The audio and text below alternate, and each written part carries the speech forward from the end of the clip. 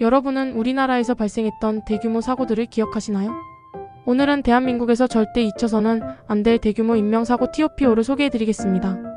한국에서 발생한 인명사고 TOP10에는 다양한 사고들이 있습니다. 1.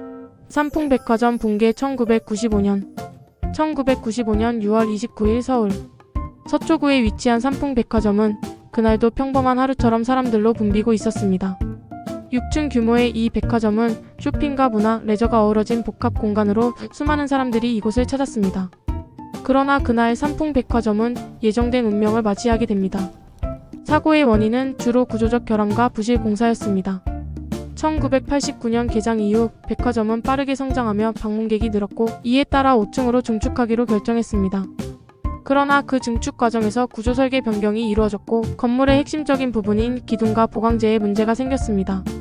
또한 철근과 콘크리트의 품질이 저하되었고 건물의 하중을 견딜 수 없을 정도로 과중하게 쌓였습니다. 그리고 1995년 6월 29일 어느 평범한 오후 백화점 내부에서 갑자기 붕괴가 시작되었습니다. 5층의 상층부에서 먼저 무너져 내렸고 순식간에 건물 전체가 파괴되었습니다. 무너지는 건물 속에서 수백 명의 사람들이 갇히고 502명이 목숨을 잃게 되었습니다.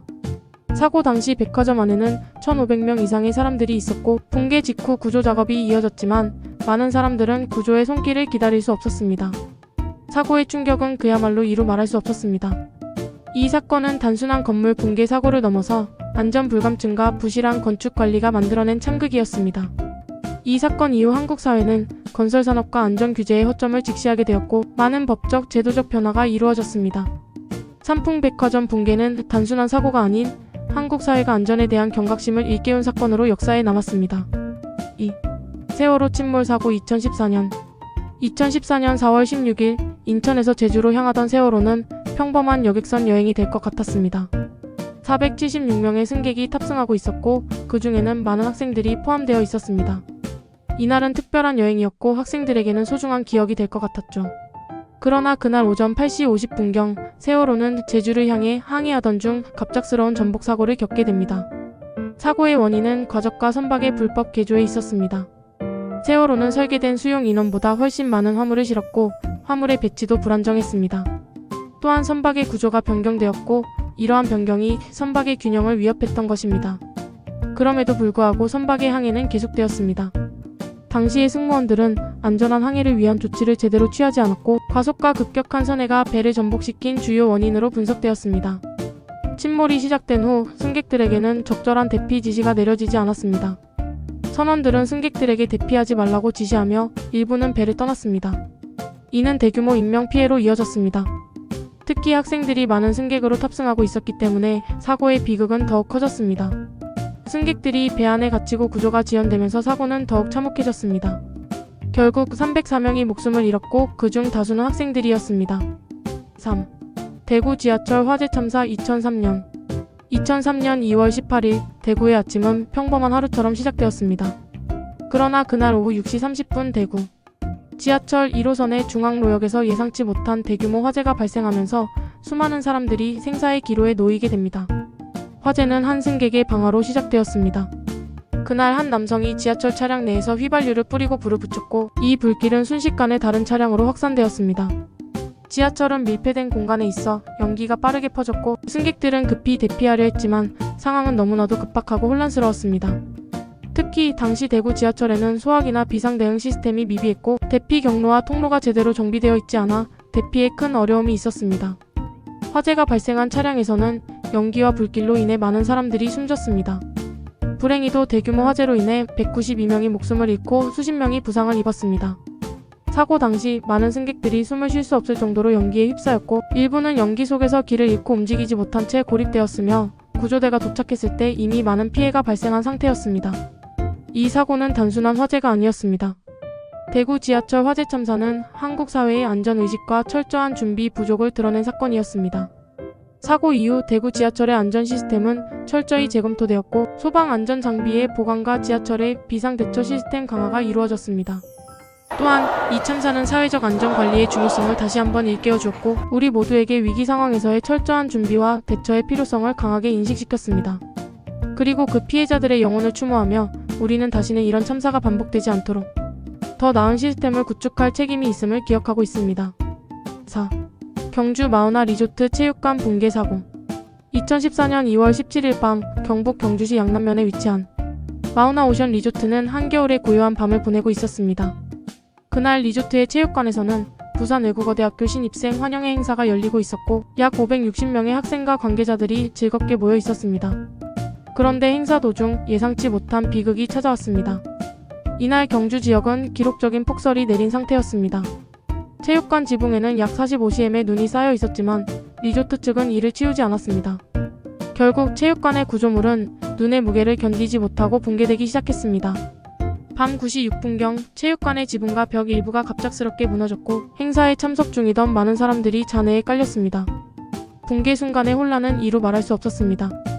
건물이 붕괴하면서 내부는 암흑으로 변했고 학생들과 관계자들은 공포에 질려 비명을 지르며 대피하려 했습니다. 하지만 붕괴된 건물 구조와 쌓인 잔해 때문에 출입구는 막혔고 많은 사람들이 탈출하지 못한 채 고립되었습니다. 구조 작업은 즉각적으로 시작되었지만 폭설과 산악 지형 탓에 구조대의 접근이 지연되었습니다. 이 사고로 인해 10명이 사망하고 100명 이상이 크고 작은 부상을 입는 참사가 벌어졌습니다. 특히 희생자 중 다수는 학생들이었으며 꿈에 부푼 새내기들의 즐거운 순간은 순식간에 비극으로 변했습니다. 사고의 주요 원인은 체육관의 부실한 설계와 관리 부족이었습니다. 체육관 지붕은 경사가 완만해 눈이 자연스럽게 흘러내리지 못했고 사용된 자재 또한 눈의 하중을 견딜 만큼 강하지 않았습니다. 또한 폭설 경보가 발효된 상황에서도 체육관 사용을 강행한 리조트 측의 안전의식 부재 역시 비판을 받았습니다. 이 참사는 단순히 하나의 사고를 넘어 안전관리 체계의 허점과 위기 대비 부족을 드러낸 사건이었습니다. 사고 이후 정부는 건축물의 안전점검 기준을 강화하고 폭설과 같은 기상 상황에서 대규모 행사를 진행할 때의 안전 매뉴얼을 재정비했습니다. 하지만 많은 사람들은 이러한 조치가 이미 늦었다며 안타까움을 금치 못했습니다. 이태원 참사 2022년 10월 29일 밤 서울 용산구 이태원은 헬로윈 축제를 즐기려는 사람들로 가득 찼습니다. 팬데믹 이후 3년 만에 처음으로 사회적 거리두기가 해제된 헬로윈이었기에 약 10만 명의 사람들이 이태원을 찾았습니다. 축제의 분위기는 뜨거웠고 좁은 골목마다 즐거움과 설렘이 넘쳤습니다. 그러나 그날 밤 이태원은 희망찬 축제의 공간에서 비극의 현장으로 변하고 말았습니다. 참사는 이태원 해밀턴 호텔 옆 좁은 골목에서 시작되었습니다. 폭 3.2m의 골목은 인파가 몰리며 점점 더 혼잡해졌고 수많은 사람들이 서로 밀리고 넘어지기 시작했습니다. 이 골목은 경사가 있는 좁은 공간이었기에 사람들이 넘어지면서 도미노처럼 연쇄적으로 쓰러졌고 순식간에 압사사고로 이어졌습니다. 사고 당시 군중은 서로 엉켜 움직일 수조차 없었습니다. 많은 사람들은 압박과 호흡 곤란을 호소하며 구조를 외쳤지만 골목의 극심한 혼잡으로 인해 구조대조차 쉽게 접근할 수 없었습니다. 결국 이 참사로 인해 159명이 사망하고 수백 명이 부상을 입는 대규모 비극이 발생했습니다. 사망자 중에는 20대와 30대의 젊은 층이 대부분이었으며 외국인 희생자도 포함되어 있었습니다. 이 참사는 단순한 사고가 아니었습니다. 축제를 즐기던 사람들은 안전관리의 부재와 군중 통제 실패로 인해 목숨을 잃었습니다. 헬로윈 기간 동안 이태원에 이렇게 많은 사람들이 몰릴 것이 예상되었지만 경찰과 지자체는 적절한 대비를 하지 못했습니다. 사고 발생 전 혼잡에 대한 신고가 여러 차례 들어왔음에도 불구하고 인파 통제는 이루어지지 않았습니다. 현장의 혼란과 초기 대응의 부재는 피해를 더욱 키웠습니다. 이태원 참사는 사회적 안전망의 허점과 군중 관리의 중요성을 뼈저리게 깨닫게 한 사건이었습니다. 사고 이후 정부는 군중 밀집 지역에서의 안전 대책을 강화하고 대규모 인파가 몰리는 행사에 대한 안전 매뉴얼을 재정비했습니다. 하지만 여전히 많은 사람들은 이 참사를 통해 안전의 가치와 경각심을 다시 한번 되새기고 있습니다. 오늘 소개해드린 대규모 사고들, 여러분은 어떻게 생각하시나요? 아래 댓글로 의견을 남겨주세요. 구독과 좋아요는 더 많은 이야기를 나누는데 큰 힘이 됩니다. 감사합니다.